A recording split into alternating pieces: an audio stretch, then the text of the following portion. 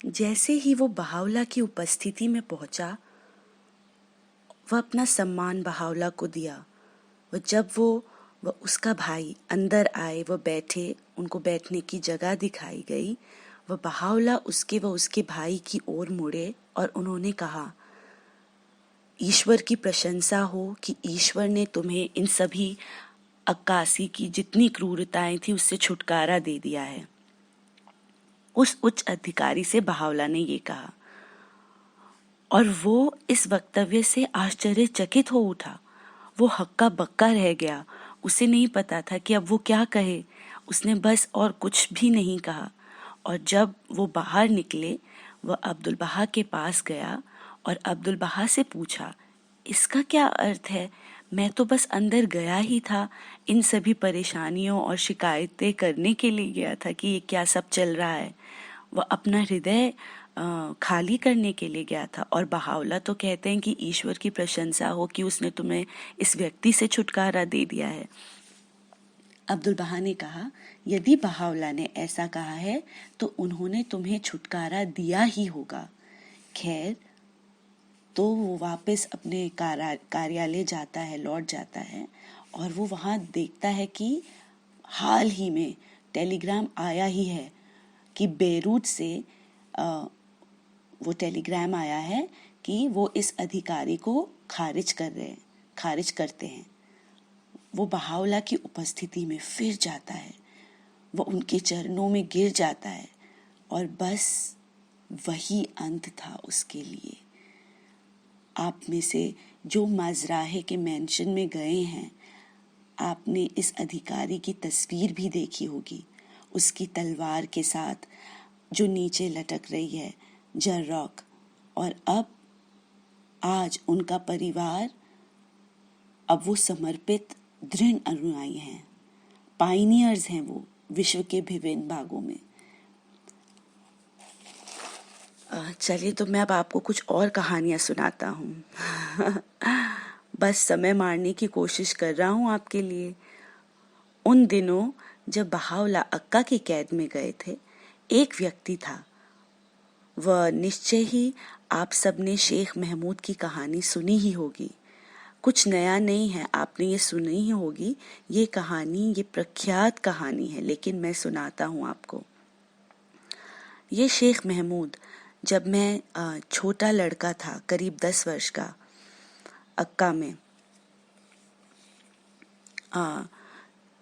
तो ये शेख महमूद जब छोटा लड़का था, शेख महमूद छोटा लड़का था 10 वर्ष का, तो उनके पिता एक धार्मिक लोगों के दल के एक सदस्य थे, जिनकी अपनी एक मंडली थी जो मिलते रहते थे।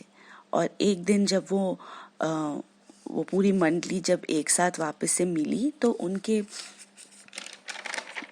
धार्मिक गुरु ने कहा कि उन्हें एक दृश्य दिखा है, वो उन्हें वो दृश्य बताना चाहते हैं।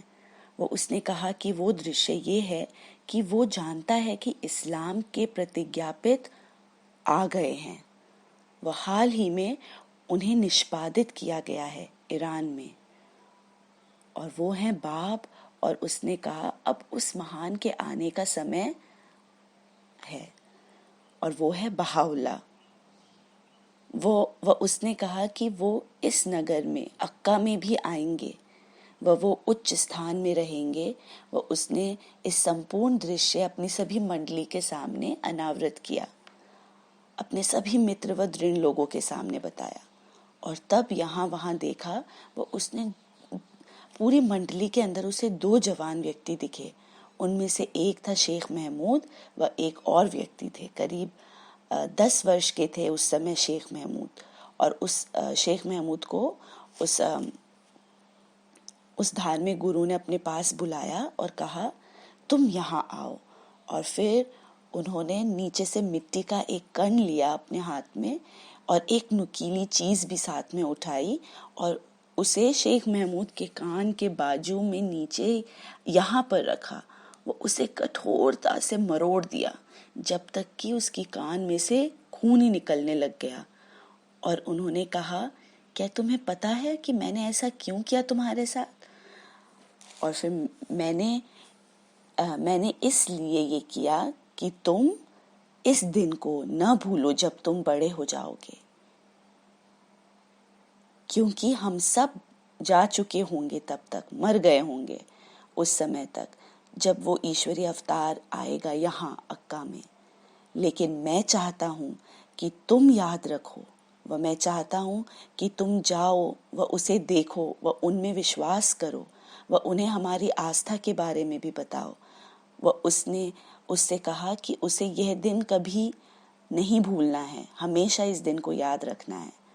खैर, तो समय निकला, ये महमूद भी बड़ा हो गया। वह जब बहाउला अक्का आए तब तक वो एक बड़ा आदमी बन गया था।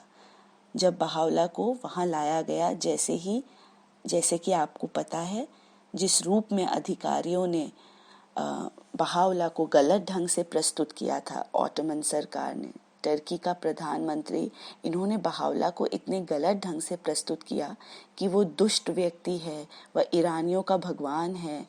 तो शेख महमूद बहुत क्रोधित हुआ टर्की सरकार के प्रति कि उन्होंने इस तरह के व्यक्ति को अक्का भेजा है, जिस शहर का वो धार्मिक गुरु है।